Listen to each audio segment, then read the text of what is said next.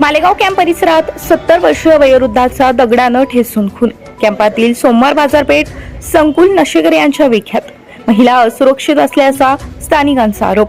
Malegaon camp परिसरात 70 वर्षीय वयोवृद्धाचा दगडानं ठेचून खून केल्याची धक्कादायक घटना घडली असून मालेगाव कॅम्प येथील सोमवार बाजार व्यापार संकुलात अंदाजे 65 ते 70 वर्षीय भीक मागून उदरनिर्वाह करीत असलेल्या वयोवृद्धाचा दगडानं ठेचून खून केल्याची धक्कादायक घटना घडली आहे.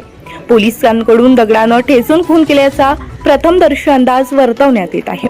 घटनास्थळी अपर पोलीस अधीक्षक अनिकेत भारती, पोलीस उपविभागीय अधिकारी सूरज कुमार गुंजाळ, कॅम्प पोलीस ठाण्यातील पोलीस अधिकारी कर्मचारी घटनास्थळी दाखल झाले असून सदर इसमाचा मृतदेह शवविच्छेदनासाठी मालेगाव सामान्य रुग्णालयात पाठवण्यात आला असून मृतदेहाची ओळख पटवण्याचं काम सुरू असून पुढील तपास पोलीस करत आहेत. या मार्केटच्या समोरच आमचं घर आहे. आमचं वडिलोपार्जित घर आहे. इथे जवळजवळ 100 वर्षापासून आमचे सगळ्यांचे घर आहेत या ठिकाणी.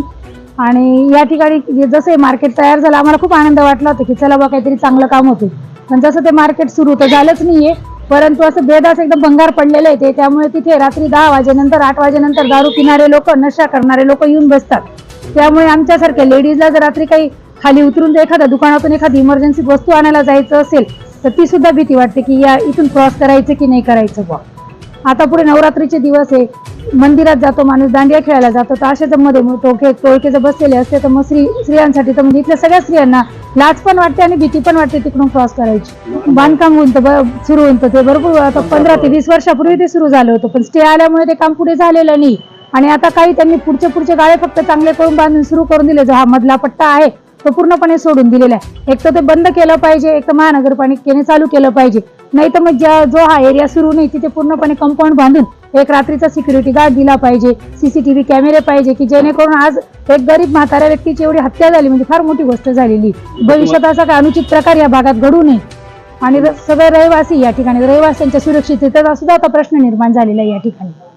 सोमवार व्यापार संकुल हे नशेकऱ्यांचा अड्डा बनला असल्याचं परिसरातील नागरिकांकडून बोललं जात आहे.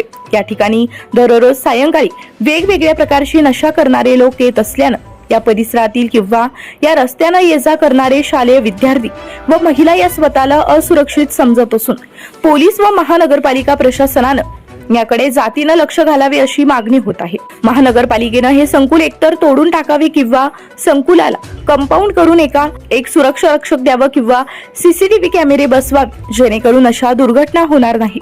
लिलाव झाल्यानंतर ही जे भाजीपाला ओटे अद्याप सुरू न झाल्यानं येथील नागरिकांमध्ये संतापाची भावना निर्माण झाली आहे. येणाऱ्या नवरात्र उत्सव बघता पोलीस प्रशासनानं या ठिकाणी रात्रीच्या वेळी गस्त घालून या नशेकऱ्यांचा चांगलाच बंदोबस्त करण्याची मागणी येथील महिलांनी केली आहे.